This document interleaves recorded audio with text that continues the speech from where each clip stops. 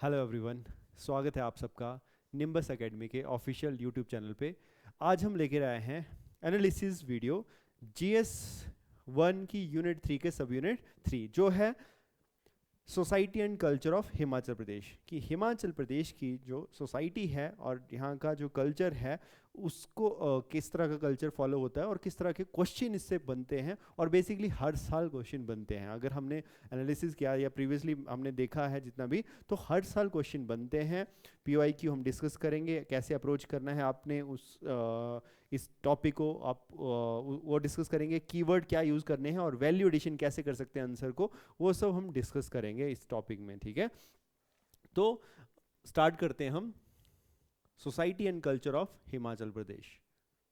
तो ये इसका सिलेबस है, जो यूनिट है हमारी, that is society and culture of Himachal Pradesh. इसमें culture, custom, fair, festival, religious believe, practices, या आपका रिक्रिएशन एंड अम्यूजमेंट, या फर्दर हमारी ट्राइब्स और उनका ट्राइब्स का कल्चर क्या है, इकोनॉमिकल एस्पेक्ट्स क्या हैं, लीगल एस्पेक्ट्स क्या हैं, और दूसरा फिर नेक्स्ट है family, marriage, kinship system and caste system in Himachal Pradesh. तो प्रीवियसली बहुत ज़्यादा क्वेश्चन इन सबसे बने हैं और एक मेजर रोल प्ले करता है, और बहुत ईजी यूनिट रहती है ये। नंबर आप अगर गेन करने हैं अपने GS1 में तो बहुत ईजी यूनिट ये रहता है, या ईजी टॉपिक रहता है। ठीक है, तो कैसे आप कर सकते हैं या कैसे इसमें अप्रोच कर सकते हैं। ठीक है, अगर हम देखेंगे प्रीवियसली जो 18 से या 18 से 2024 के बीच में जो क्वेश्चन पूछे गए हैं, तो सोसाइटी एंड कल्चर में कल्चर, कस्टम, फेयर, फेस्टिवल, ठीक है, ये सब चीज़ें हैं। और दूसरा क्या है, जो हमारा इसमें हम एनालिसिस करेंगे कि प्रीवियसली 6 सालों में जो मैं आपको बताऊं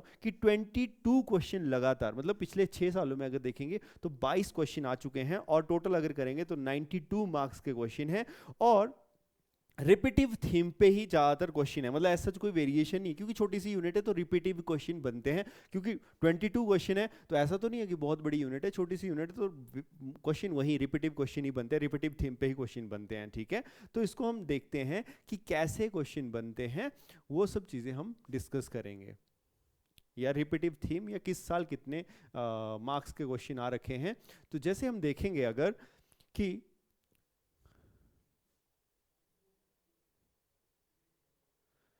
देखो कि 2024 में सिर्फ एक क्वेश्चन आया था, न्यू पैटर्न था, 8 और 12 मार्क्स का नया पैटर्न इंट्रोड्यूस हुआ था 2024 में। तो अगर देखेंगे तो एक क्वेश्चन था, वो भी कास्ट सिस्टम वेरिएशन के ऊपर था। ठीक है, 8 नंबर का क्वेश्चन था। इस साल 2024 में कम था, लेकिन उससे बाद में देखिएगा आप 2023 16 मार्क्स, 2021 36 मार्क्स, सबसे हाईएस्ट तो 2021 में 36 मार्क्स के क्वेश्चन आए थे। ठीक है, तो हम देखेंगे 2023 में कि development and paradigm and mass media impact gender development and fair and festival, तो बेसिक सी थीम पे के ऊपर क्वेश्चन थे। फिर 2021 में देखेंगे 36 मार्क्स के question, tribal transition, ritual modernisation and marriage trend, caste politicisation, ये सब भी देखने को मिला। फिर 2020 में 24 मार्क्स के हैं, cultural tourism, tribal beliefs, recreation, family pattern, caste system, fair and festival. अगर फेयर एंड फेस्टिवल देखेंगे तो हर साल क्वेश्चन बन रहा है, और कास्ट सिस्टम पे क्वेश्चन हमेशा बन रहा है। 2019 में जो है 20 मार्क्स का है, यहाँ पे भी मैरिज रिचुअल या हमारी जो है रहता है क्वेश्चन, ट्राइबल करेवा, ट्राइबल चैलेंजेस, लैंड एलिनेशन वगैरह, ये क्वेश्चन बने हैं। 2018 में देखेंगे 16 मार्क्स के हैं, legal protection for SC, family forms, tribes, marriage forms वगैरह क्वेश्चन जो है सिमिलर थीम के ही क्वेश्चन देखने को मिल रहे हैं। ऐसा ज़्यादा वेरिएशन नहीं है, और बहुत ज़्यादा देखो कितना ज़्यादा रोल प्ले कर रहा है। अगर 36 मतलब ऐसा एवरेज लेके चलो कि 20 to 25 मार्क्स के हर साल क्वेश्चन जो है इतने मार्क्स का इस यूनिट, इस छोटी सी यूनिट से इस GS1 में आ रहा है। ठीक है, तो देख लो ना आप कितना ज़्यादा रोल प्ले कर रही है ये यूनिट तो आपको, और है भी बहुत इजी यूनिट अगर आप देखेंगे। अगर हम देखेंगे number of question year wise, जो मैंने पहले भी बता दिया, तो हाईएस्ट नंबर ऑफ क्वेश्चन आपके जो हैं 2020 में देखने को मिले थे। ठीक है, फिर दिस ईयर जो लास्ट ईयर था 2024, उसमें थोड़े सबसे कम थे, लेकिन हर साल आप देखेंगे एवरेज क्वेश्चन 4 से 5 क्वेश्चन बन रहे हैं। तो इस साल भी एक्सपेक्टेड है, क्योंकि पैटर्न अलग है 8 और 12 मार्क्स का, तो 2 से 3 क्वेश्चन डेफिनेटली इस यूनिट से बनेंगे, मतलब लगभग वही 20 से 25 मार्क्स का नंबर के क्वेश्चन इससे बनेंगे इस यूनिट से, तो आप इसको अच्छे से प्रिपेयर कर सकते हैं, ठीक है। 3 क्वेश्चन बनेंगे तो इतना इन 22 से 24 के बीच में अगर 8-8 नंबर के आएंगे तो ऐसा ज़्यादा बड़े क्वेश्चन जैसे हमने प्रीवियसली देखा है 2020 में या 2019 में, तो यहाँ पे 20 नंबर का क्वेश्चन भी इससे आया है। जब वो पैटर्न होता था 4, 8, 20 वाला, तो 20 मार्क्स का क्वेश्चन भी आया है। लेकिन अब जो है अगर देखेंगे तो 8 या 12 मार्क्स का आएगा, तो आ सकता है डेफिनेटली 12 मार्क्स का क्वेश्चन भी इसमें एक आ सकता है। तो इस साल एक्सपेक्टेड है 2025 में कि आपके 3 क्वेश्चन आएंगे और वो भी 2 क्वेश्चन 8-8 मार्क्स के, एक 12 मार्क्स का डेफिनेटली आ सकता है इस बारी में, ठीक है। तो इस तरह से आप इसको प्रिपेयर कर सकते हैं, ठीक है। आगे बताऊंगा कैसे स्ट्रेटजी फॉलो करनी है, कैसे आप 8 और 12 मार्क्स को प्रिपेयर कर सकते हैं। अगर हम देखेंगे फ्रीक्वेंसी ऑफ क्वेश्चंस की, हर साल जो क्वेश्चन आ रहे हैं उनकी रिपीटिव थीम या कितनी बारी वो रिपीट हो रहे हैं, ठीक है। तो अगर हम देखेंगे जैसे कि कास्ट सिस्टम को लेकर हर साल देखो 3 क्वेश्चन रिपीट हुए हैं 32 मार्क्स के, 18, 21, 24। तो इस 2024 में भी कास्ट सिस्टम को क्वेश्चन आया था, उससे पहले भी देखने को मिला है।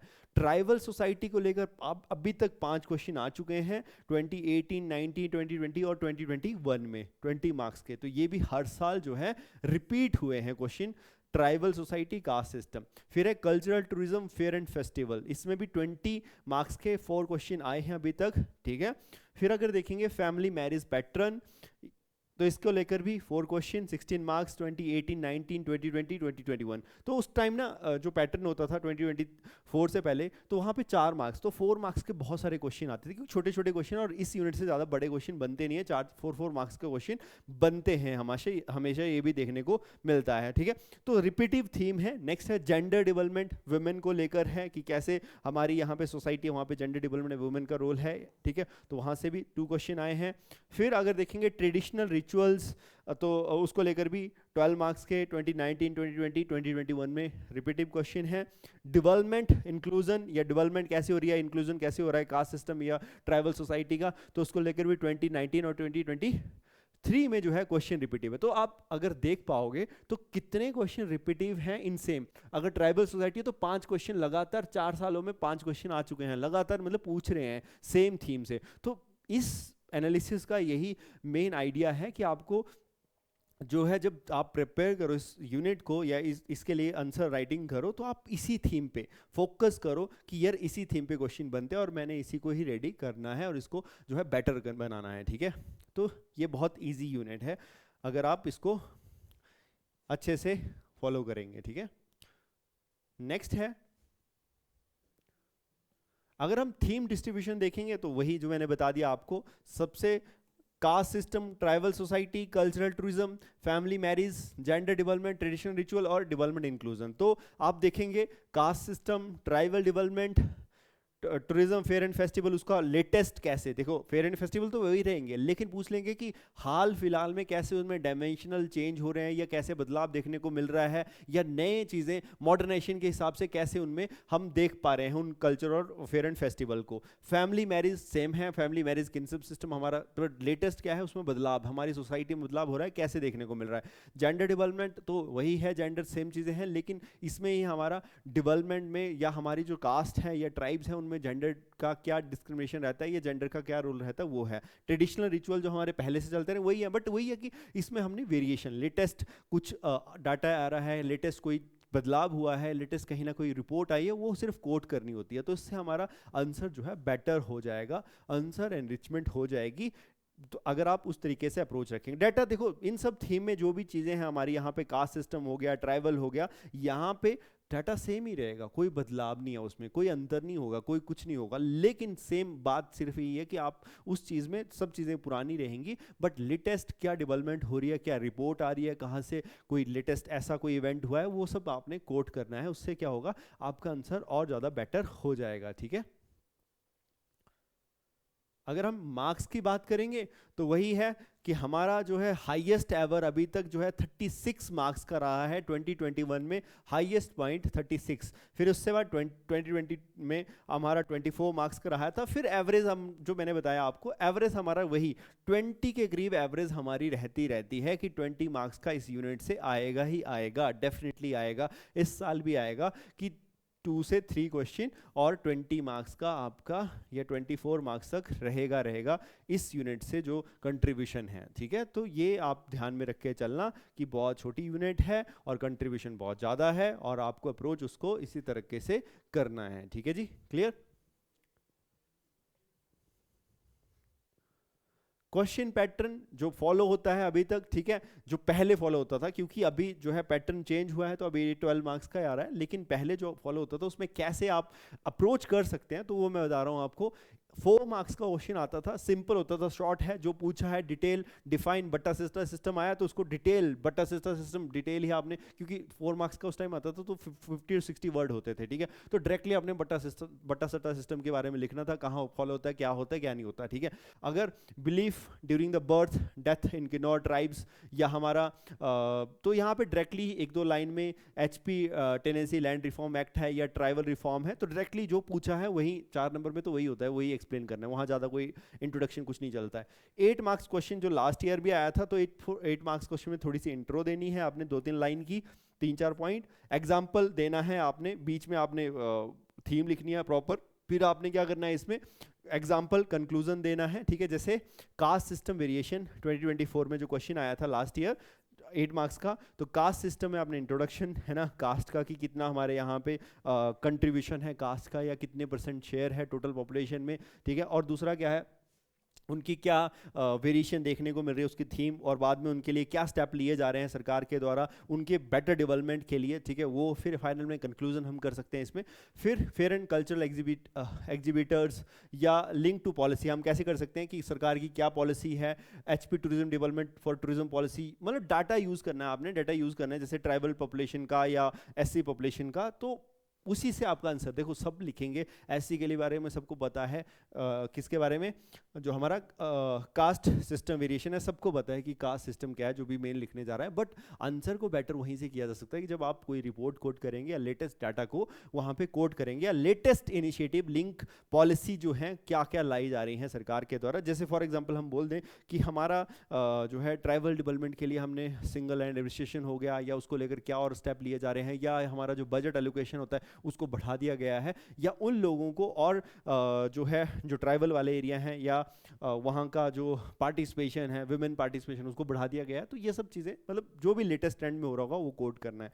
20 मार्क्स का क्वेश्चन अभी तो नहीं आएगा तो इसको ऐसा एनालिसिस करने का फायदा नहीं है, बट 20 मार्क्स लंबा लॉन्ग लेंथ होता है, जैसे 12 मार्क्स का क्वेश्चन वैसे अप्रोच करना है। तो इसमें क्या कर सकते हैं आप कि इंट्रोडक्शन हो गया, अच्छे से डिटेल एनालिसिस हो गया, फ्लो चार्ट बना सकते हैं आप, और एग्जाम्पल के साथ एंड में कंक्लूजन के साथ इसको अप्रोच कर सकते हैं, ठीक है।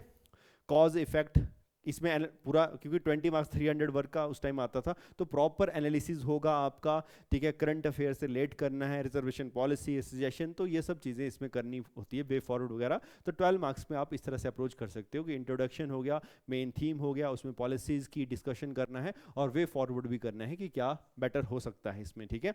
तो इस तरह से आप अप्रोच कर सकते हो, पॉइंट्स अपने ऐड ऑन कर सकते हो ताकि आपका आंसर और बेटर हो सके। Clear ji?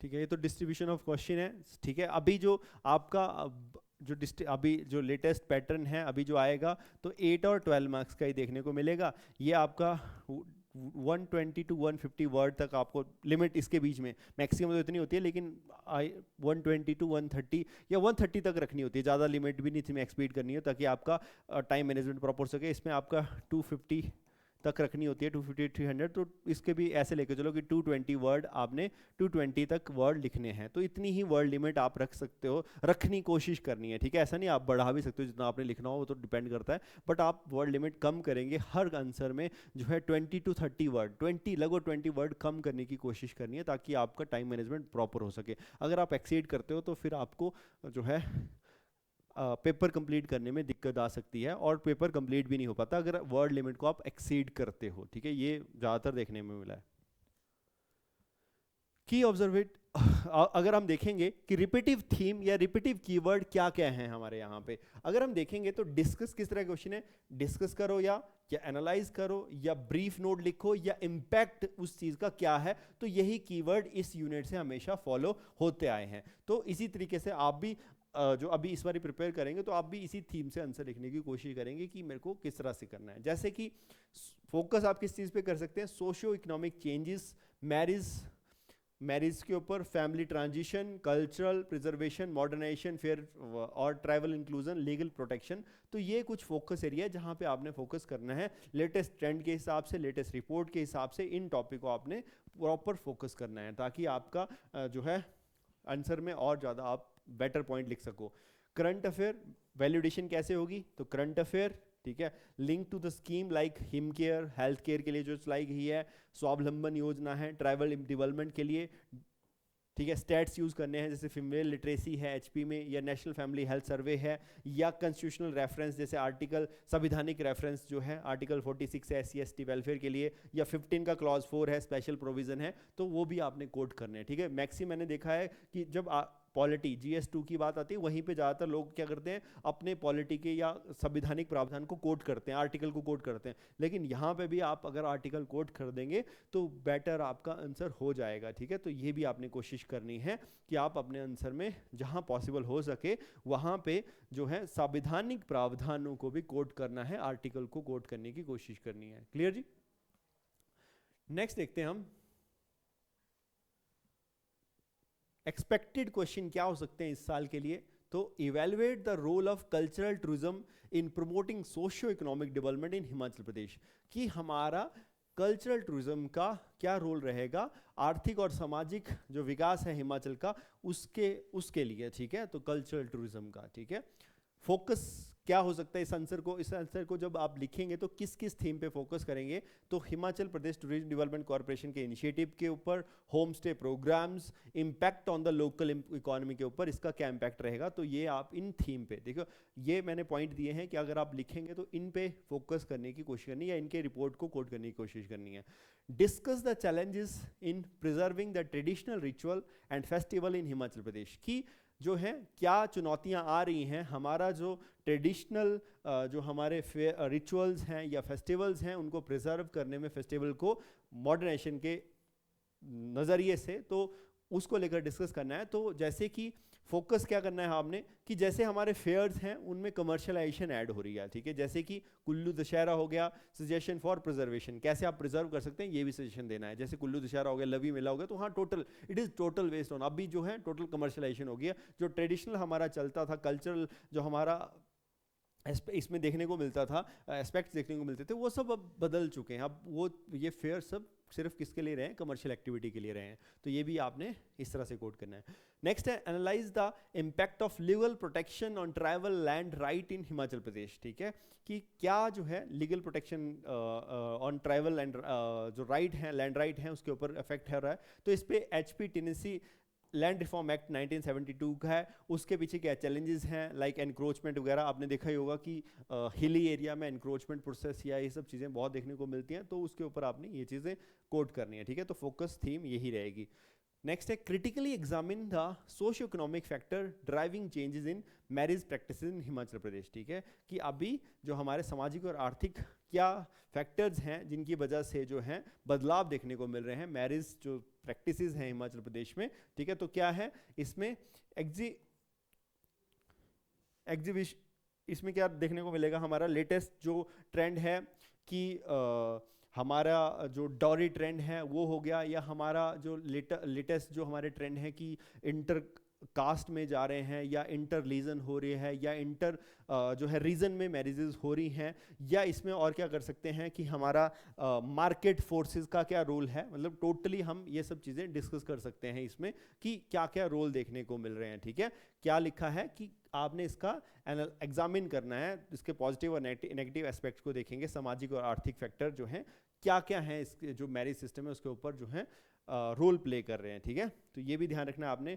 Discuss the role of women in the socio economic development of Himachal Pradesh, कि वुमेन का क्या हमारा सामाजिक और आर्थिक विकास में क्या योगदान है, with reference to the scheme like Mukhyamantri Kanyadan योजना। ठीक है, तो वहाँ पे इस स्कीम के रेफरेंस से पूछा है। तो पहले तो आपने लिखना है कि कैसे जेंडर कैसे क्या रोल है वुमेन का सामाजिक और आर्थिक डेवलपमेंट, मतलब स्टेट की डेवलपमेंट में वुमेन का क्या रोल है, पहले तो ये करना है। वहाँ पे हम इंडिसेस डालेंगे जैसे कि हमारा वुमेन सेल्फ हेल्प ग्रुप्स काम कर रही हैं, या हमारा जेंडर डेवलपमेंट इंडेक्स हो गया, ठीक है, ये हो गया। फिर हमारे एम्पावरमेंट प्रोग्राम हो गया, इन सबको कोट करेंगे। फिर आप मुख्यमंत्री जो कन्यादान योजना है इसके रेलेवेंस में एक दो लाइन वहाँ पे कोट कर सकते हैं, हाँ इट इज़ रेलेवेंस और इससे डेवलपमेंट हो रही है, और ये जो है काफ़ी रोल प्ले कर रही है women in the socio economic development of Himachal Pradesh. तो ये क्वेश्चन एक्सपेक्टेड क्वेश्चन है, आप इनको प्रैक्टिस कर सकते हैं। और जो फोकस एरिया है ये मैंने बता दिए हैं कि कैसे आपने अप्रोच करना है जब आप इन क्वेश्चन का आंसर को लिखने की कोशिश करेंगे, तो ये पॉइंट आपने ध्यान रखना है, ठीक है। तो दैट इज़ एक्सपेक्टेड क्वेश्चन और डेफिनेटली बन सकते हैं, और आप इनको जो है इन प्रिपेयर करें, ठीक है।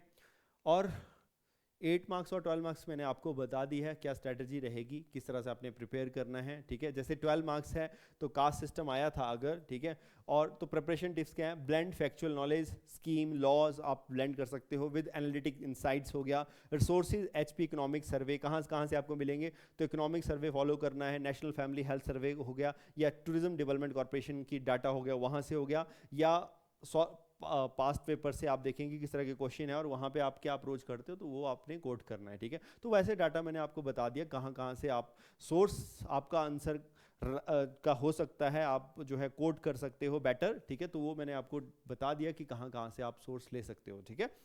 तो ये क्वेश्चन एक्सपेक्टेड। नेक्स्ट अगर हम एक क्वेश्चन डिस्कस कर लें या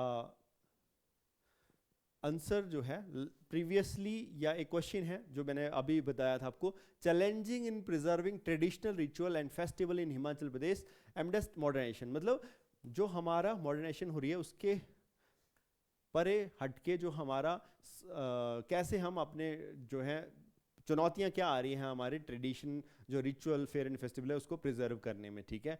तो अगर हम देखेंगे कि इसमें हम क्या कर सकते हैं, challenges and solution for preserving traditional ritual and festival in Himachal Pradesh presented in a, तो हम इनको बुलेट्स में लिखना शुरू करेंगे, पहले तो इसकी इंट्रोडक्शन कर सकते हैं, ठीक है। तो चैलेंजेस हम करेंगे, तो चैलेंजेस में क्या आएंगे डायरेक्टली, क्योंकि 8 मार्क्स में क्वेश्चन आएगा तो थोड़ा सा इसमें ज़्यादा ऐसा मतलब आपने इंट्रोडक्शन की ज़्यादा कोशिश नहीं करनी, इसमें चैलेंजेस के बारे में बात करनी है कि चैलेंजेस क्या हैं। तो एक तो आ रही है चैलेंजेस मेन कमर्शलाइजेशन, ठीक है, जो कमर्शलाइजेशन हो रहा है हमारे जो फेयर एंड फेस्टिवल हैं, कुल्लू दशहरा हो गया, ठीक है। Prioritise the tourism over folk tradition, मतलब हम सिर्फ वहाँ फोक ट्रेडिशन को भूल रहे हैं, हमारा जो बहुत सालों से रीति रिवाज चलते आ रहे थे हम उसको भूल रहे हैं, सिर्फ हम उस चीज़ को टूरिज्म एक पैसे के रूप में उसको इवेंट को करवा रहे हैं with modern entertainment over scheduling the culture. तो आपने देखा होगा कि अब ज़्यादातर जो फोकस रहता है वहाँ जो कल्चरल इवेंट होते हैं वहाँ पे लोकल जो लोग होते हैं वो तो करते हैं, लेकिन उनको ज़्यादा प्रमोट नहीं किया जाता। जो मॉडर्न सिंगर है या मॉडर्न कुछ पार्टिसिपेंट है वो आते हैं, वही जो है उन्हीं को ज़्यादातर लोग देख पाते हैं, ठीक है। तो वो ज़्यादा देखने को मिल रहा है, कमर्शलाइजेशन हो रही है। अर्बनाइजेशन एंड माइग्रेशन भी हिमाचल में देखने को मिल रही है, शहरीकरण और जो है लोगों में माइग्रेशन देखने को मिल रही है, लोग अपनी जगहों से जो उनकी नेटिव प्लेस है वहाँ से छोड़कर दूसरी जगह सेटल हो रहे हैं, वहीं पे पूरी लाइफ स्पेंड कर रहे हैं। तो इससे भी क्या हो रहा है, हमारा कल्चर में जो है गैप आ रहा है, ये कल्चर कहीं ना कहीं छूटता जा रहा है, ठीक है।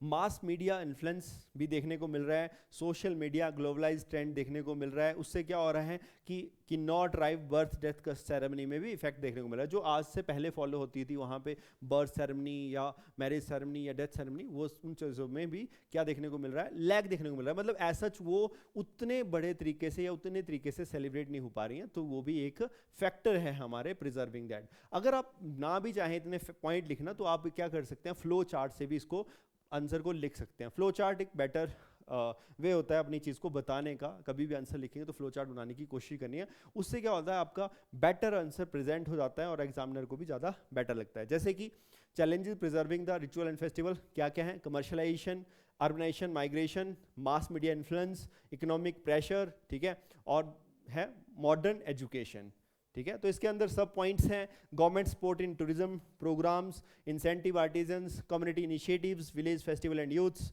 And cultural education, integrate the heritage in and digital archiving, ठीक है, और sustainable tourism, home stay showcasing the traditional. तो इस तरह से भी आप क्या कर सकते हैं, फ्लो चार्ट बना सकते हैं, और फ्लो चार्ट से आपका आंसर और बेटर दिखेगा, प्रेजेंटेशन भी बेटर हो जाएगी और पॉइंट्स तो ऐड ऑन हो ही जाएंगे, ठीक है। तो चैलेंजेस ये हैं, ठीक है। थोड़ा सा इसको एक्सप्लेन भी कर सकते हैं कि कमर्शलाइजेशन, तो मैंने बता दिया आपको कमर्शलाइजेशन के पीछे क्या चैलेंजेस है, आप वहाँ पे एग्जांपल के साथ कोट कर सकते हो कि हाँ ये चैलेंज देखने को मिल रहा है। नेक्स्ट आता है इकोनॉमिक प्रेशर देखने को मिल रहा है, ठीक है। फेस्टिवल बिकम प्रॉफिट ड्रिवन हो गए हैं। अब ऐसा तो नहीं है कि फेस्टिवल आप देखिए फेयर एंड फेस्टिवल में कि आप बहुत अच्छे से सेलिब्रेट कर रहे हैं दिल से, अब सिर्फ प्रॉफिट ड्रिवन हो गई चीज़ें, ठीक है। और मॉडर्न एजुकेशन आ रही है, disconnect youth from culture heritage. तो आपने देखा होगा कि नई एजुकेशन के हिसाब से अब जो है बच्चे ज़्यादातर अपने जो रिचुअल होते हैं उनसे जो है डिस्कनेक्टेड ही रहते हैं, ठीक है। जैसे हमारे साजो फागली वगैरह हो गया, तो ये आउटडेटेड हो गए हैं, बच्चों को पता तक नहीं है ये होते क्या हैं, ठीक है। सॉल्यूशन क्या हो सकता है, कैसे हम इसको सॉल्व कर सकते हो, तो गवर्नमेंट सपोर्ट कर सकती है, tourism development corporation culture programme ला सकती है, इंसेंटिव कर सकती है आर्टिजन को, प्रिजर्व द ट्रेडिशनल कल्चर या ट्रेडिशनल हेरिटेज को, कम्युनिटी इनिशिएटिव हम कर सकते हैं, विलेज फेस्टिवल ऑर्गेनाइज कर सकते हैं, वर्कशॉप एंगेज कर सकते हैं, यूथ को वहाँ पे बुला के उनको उनके कल्चर के साथ जोड़ने की कोशिश कर सकते हैं, या कल्चरल एजुकेशन बच्चों को दे सकते हैं, जो है हम स्कूलों में कैरिकुलम ऐड ऑन कर सकते हैं, जिससे कि वो बच्चे अपने कल्चर के साथ जुड़ सकते हैं। नेक्स्ट है डिजिटल आर्काइविंग तो एफर्ट, हम जो डॉक्यूमेंटेशन कर सकते हैं, हमारा जो लॉन्ग प्रिजर्विंग कल्चर है जो छूटता जा रहा है। जैसे आपने एक एग्जांपल भी कोट कर सकते हो कि यूनेस्को की एक रिपोर्ट थी आई थिंक 2014 के दौरान कि हिमाचल की कुछ लैंग्वेजेस जो वर्ज ऑफ एक्सटिंक्शन पे हैं, जैसे बघाटी हिंडूरी और आपकी सिरमौरी, ये कुछ लैंग्वेजेस हैं, और क्यूंथली है, ठीक है। ये 4 लैंग्वेजेस जो वर्ज ऑफ एक्सटेंशन पे है। तो उसके लिए हम क्या कर सकते हैं, डिजिटल आर्काइविंग कर सकते हैं, ताकि हमने अपने पुराने कल्चर को प्रिजर्व कर सकें। सस्टेनेबल टूरिज्म हम ला सकते हैं, ठीक है। होम स्टे पॉलिसी, जिससे हमारा ऑथेंटिसिटी, होम स्टे पॉलिसी होगी तो उससे ऑथेंटिसिटी जो है प्रमोट होगी कि ये हिमाचल का कल्चर है, इसको फॉलो किया जाना चाहिए, ठीक है। तो इस तरह से आप अप्रोच कर सकते हो आंसर को, ठीक है, अपने आंसर को, ठीक है। तो ये डिस्कशन था हमारा टोटल GS2 को लेकर, सॉरी GS1 की यूनिट 3 की सब unit 3, that is society and culture of Himachal Pradesh, ठीक है। होप सो ये एनालिसिस आपको समझ आया होगा और हेल्पफुल रहेगा आपके आने वाले एग्जाम में, ठीक है। आज के लिए इतना ही, धन्यवाद, थैंक यू सो मच।